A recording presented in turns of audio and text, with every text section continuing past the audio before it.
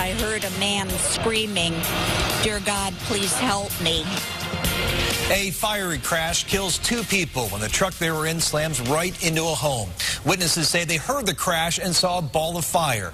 Good evening, I'm Chris Flanagan in for Danita. And I'm Lee Jordan. Tonight we're learning new details about the victims involved. News Channel 5's Kristen Volk talked with investigators. And Kristen, we understand 2 men were inside that truck. That's right, Lee. Willowick police say both men were from nearby Wycliffe. Families of the suspected victims have been notified, but police say they're not releasing any names until the coroner makes a positive ID on the bodies. Meanwhile, the Willowick home that the truck struck is now too dangerous to enter.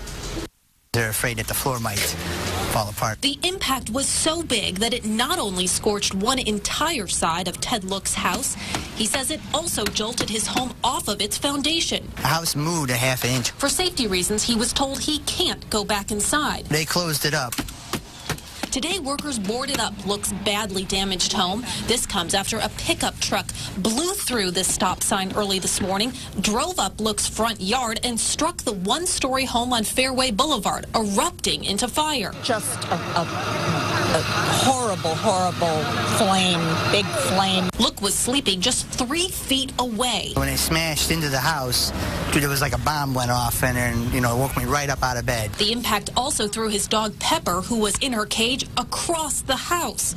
But Look says she's fine after a morning veterinary visit. The whole town worried about you, but you're okay? Yeah. The neighborhood's longtime postman, Charlie Malta, who's also a councilman in this area, hand-delivered Look's mail today to make sure he was okay. Ted's just a great guy and very quiet and keeps to himself, and a big shock to the whole neighborhood. But this isn't the first time that the neighborhood has experienced this kind of incident. 2 years ago, 2 similar but unrelated accidents happened.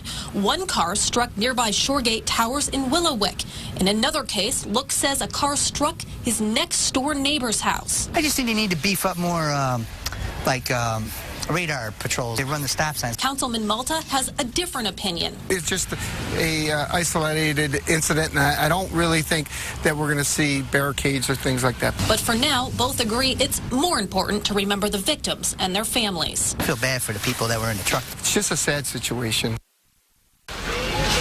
Willowick police say investigators would be examining the truck involved in that accident today to determine just how fast it was going when it struck Look's home. They also say they're using dental and hair records to identify the victims. Live in the newsroom, I'm Kristen Volk, News Channel 5. Well, after listening to Ted Look's story, he must certainly feel tonight like someone was watching over him. It's just incredible. Yeah. Thanks, Kristen.